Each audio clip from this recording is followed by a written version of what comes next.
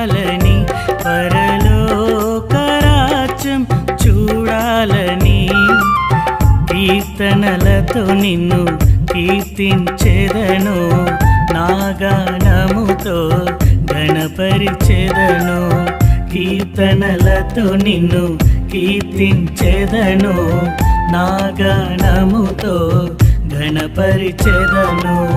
ఏ తీరుగా నిన్ను వేడినా నా ప్రార్థనలను వినువాడా దేవా నీ సన్నిధి చేరాలని